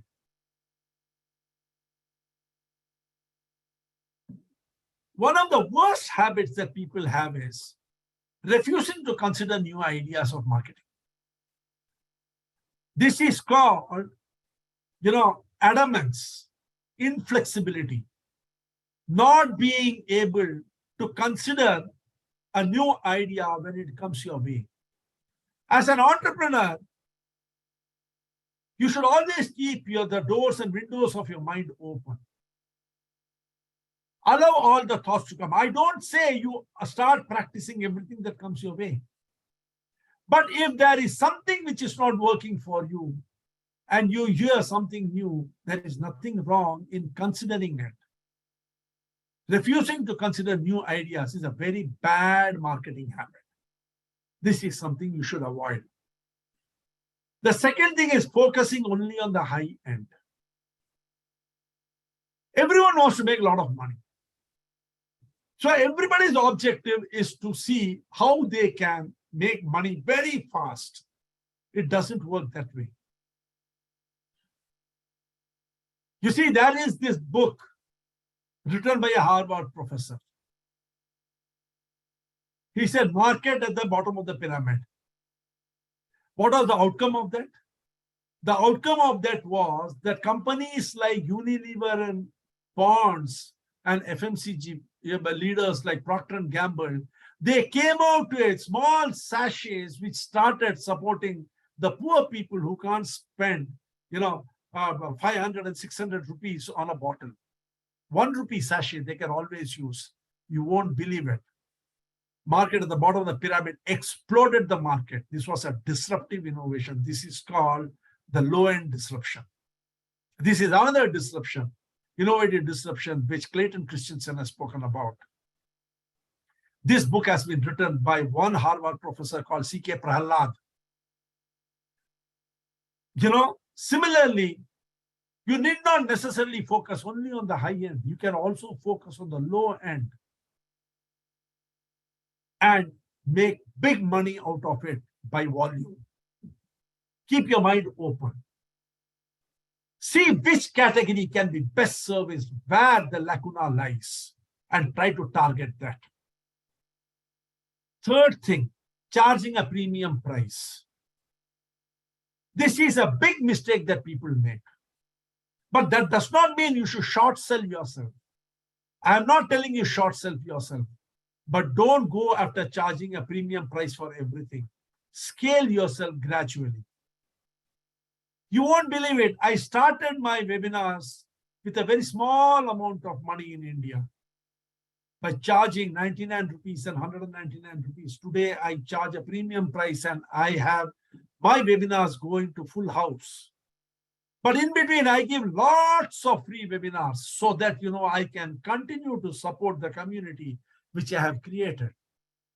For every one webinar, paid webinar I give at least 5-6 free webinars, which will benefit them with lots of takeaways. That brings us to not considering customer benefit. As a businessman, you have started a business to make profit, true. But remember one thing, just because you have started business to make a profit, the business will not run. The business will run only if your customer benefits. So unless you make customer the central point of your business, that is customer centricity, is the slogan with which you run your business will not run. I have seen many people busy doing business while they were going business only because they refuse to consider the customer as the king. The customer is the only person who is important. You and I are not. If the customer is not going to benefit, your business is not going to benefit. And the final point is considering the product market fit. Where are you doing your business? That is very important. That is very, very important. My dear friends, if you were to follow all these things, you can pull yourself up. You can lift yourself with your own hands. In brief, what are the fundamentals of good marketing strategy? The fundamentals are like the 5 hands. First one, the introducing strategy, the introductory strategy. What is the introductory strategy? Offering a free portion of your business so that your customer can test it out without a financial liability. You can offer a free booklet. You can offer a free brochure with detailed information. You can offer a free videotape. You can offer free seminars. You can offer a free demonstration of your product. Or if it is a restaurant or anything which can be used, you can offer a free sample to your customer segment. The next is avoid the bad marketing habits which we have discussed about. What are the bad marketing habits which we have discussed? Aiming solely for the high end. The arrogance of refusing to consider any idea because it was not thought by you. Mistaking the cost of producing something with the customer's benefit and the price he is willing to pay is another thing. Charging a premium price rather than constantly exploring ways to achieve higher profit margins by lowering the price or the cost. These are all bad marketing habits. Pricing yourself out of the masses or concentrating only on the high-end product. These are all bad marketing. Creating a niche. How do you create a niche? You create a niche by creating content, by public demonstration through webinars and seminars, by creating videos, by direct mails. Remember one thing, every campaign should pay you back 2.2 times what the money you spend on it. Send reminders of your services to past customers. And the funny part of it is none of these will cost you anything. Very, very less. Even so, supposing you are going to be sending mailers, maybe you have to get yourself a good digital agency to create a professional mailer for you. That could be the only cost, and then you can use it as long as you want. Make direct sales presentation to your potential customers and clients, and then building a competitive advantage. What is a competitive advantage? Is the general market perception. Improve it. Behave the way you want the market to perceive you. You know, there is something called brand identity and brand image. Brand identity is what you want the market to perceive you as, and brand image is how the market perceives you. Try to find out what is the gap between the brand identity and the brand image. Talk to your customer. Give them survey forms, which will give you feedback on how they see you, how they see the competitor. Bridge the gap between these two. You know, these are all things which can be done by anyone. Even a one-man company shop can do this. You don't have to be a big multinational to do a survey. Asking a few questions is something which everyone can do. The smaller you are, the bigger is the advantage because you know the customer better than a big company does. Another advantage is, how are you different from your competitors? How are you genuinely giving beneficial service? How are you establishing your credibility? Are you talking everyday language to your customers? Are you talking facts or are you giving opinions? Are you giving them the names, the dates, and the places when you are referring to something? All these things are things which can create credibility in the mind of your people, and that will build a competitive advantage for you. And finally, remember one thing, my dear friends, always give back more than you receive. That is the way the world operates. My philosophy has always been, if I receive 1 rupee from someone, I will give back 1 rupee 25 paisa, at least 25% more than what I receive. If you should practice all these things, I can assure you there is no way you will not succeed. You will succeed 100% in whatever you do. Please post your email IDs in the chat box. Check that the email ID is posted correctly. If you want a recording of this session today, you can post the email ID and I will send the recording to you. Otherwise, the recording will not be available. If there is any question, I'm ready to take those questions. It is 9:30. I'm available for questions. Please go ahead. And thank you for being an excellent audience as listening to me non-stop. I'm absolutely sure you will benefit from it. And if any of the participants want my personal hand-holding to implement anything that we have discussed, please call me. My number is 93840-97866. It is there in the flyer, or you can contact MOCAT, Mr. Gilbert Banda. He will pass on your requirement and request to me. I'll be very, very happy to help you with implementing any of these things. Thank you, friends.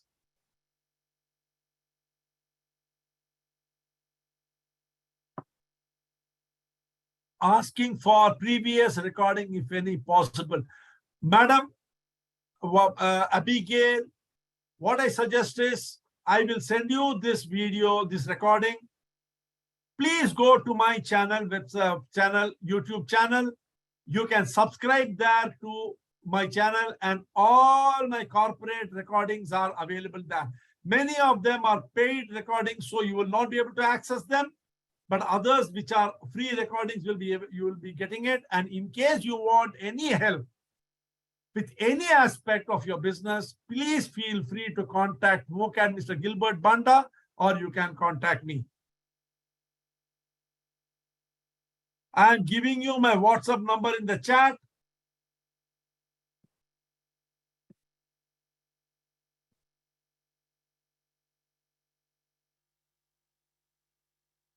You can message to me your requirement. I will definitely help you.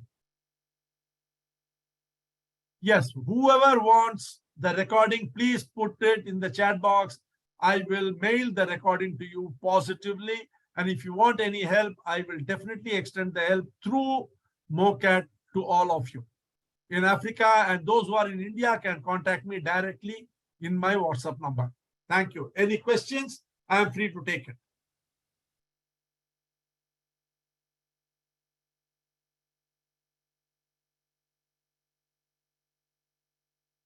Anyone who has a question can unmute and ask.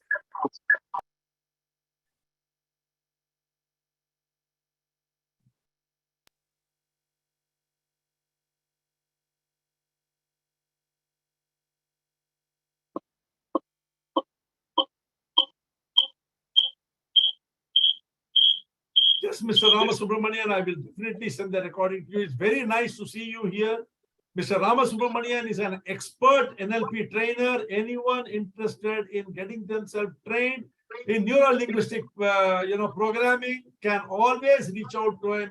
Mr. Ramasubramanian, why don't you put your mobile WhatsApp number here so that those who are interested can reach out to you. Sure, sir. I'll put that. And thank you, sir. It has been a fantastic program. Lots of insights. Thank you, sir. And your presentation style is always an inspiration for me, sir. Thank you very much. Thank you. Thank you. Yes, sir. Thank you very much.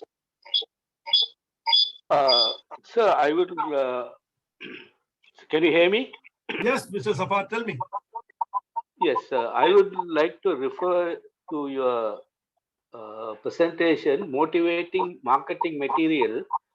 There you have mentioned point number 1, prime benefit, and under point number 8, you have mentioned sufficient benefits. Isn't that contradictory? I can't understand what you're telling. Please tell me again.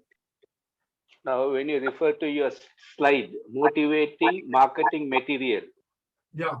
in that, point number 1, you have said to highlight one prime benefit. Only one. And Only one. yes, Yes. right. And onto the same slide, as point number 8, you have said sufficient benefit. That one benefit, how it can be sufficient, you can't mention, huh? So that Is means it we necessary want that sufficient benefit should be number of benefits? It can be Yeah, that's what how I'm that asking. one benefit can provide you sufficiently. Are you understanding what I'm telling, Mr. Safar?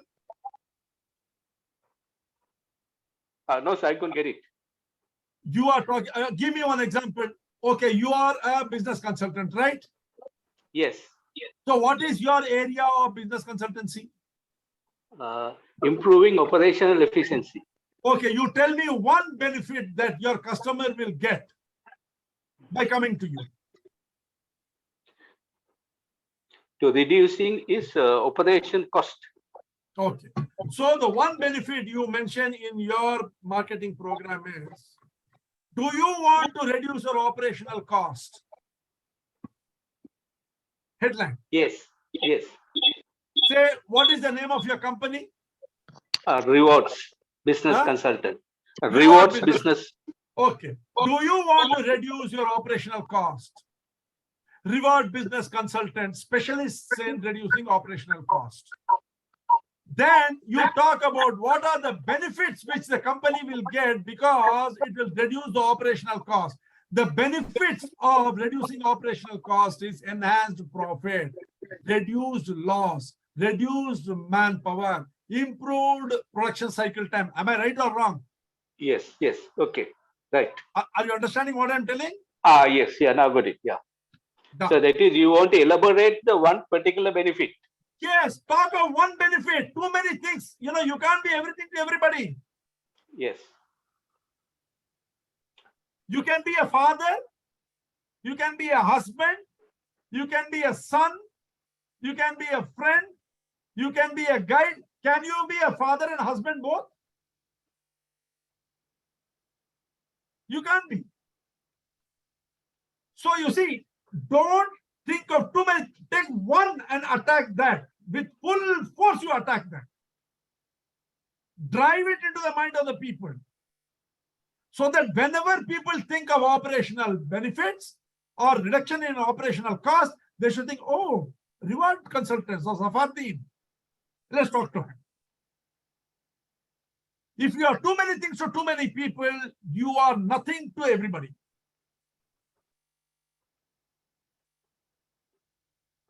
Yes, sir. I got it. Yeah.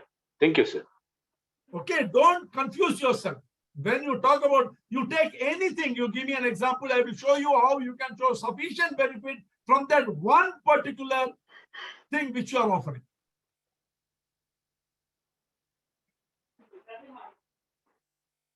Okay. I got it. Yeah, thank you. Thank you. Anybody else? How is Sri Lanka, Mr. Safaruddin? Has things improved there?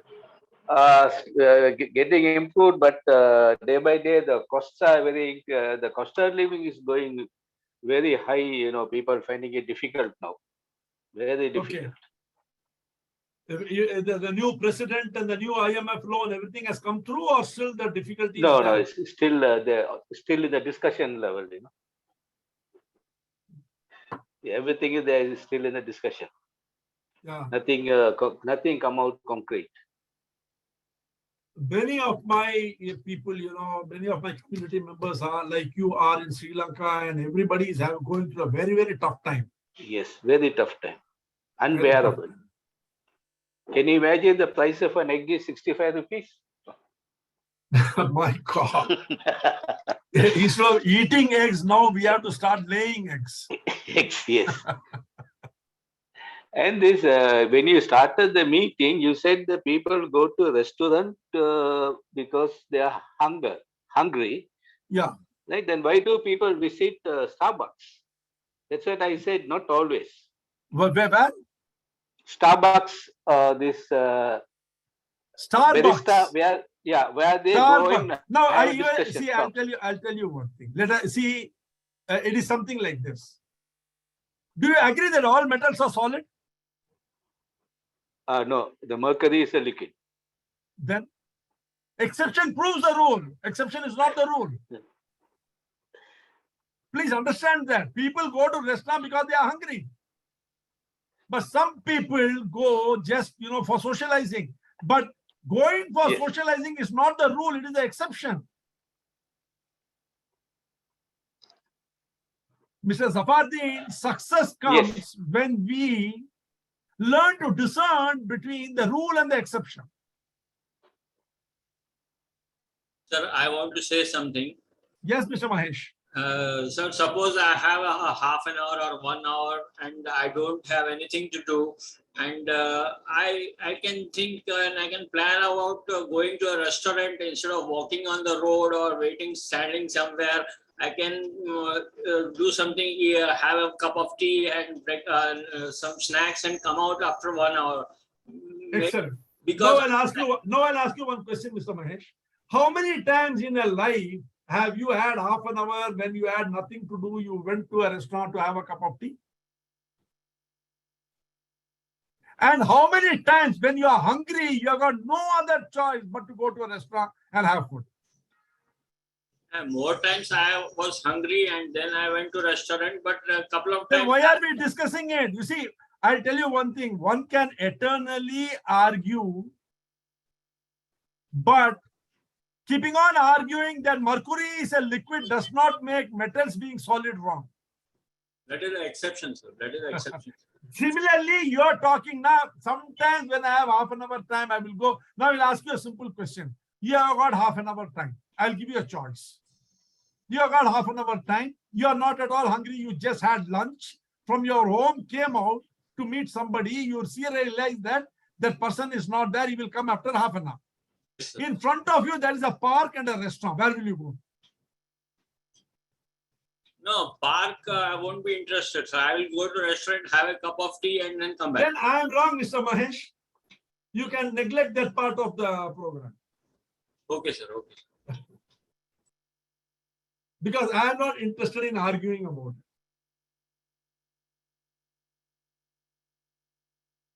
it. Any other question?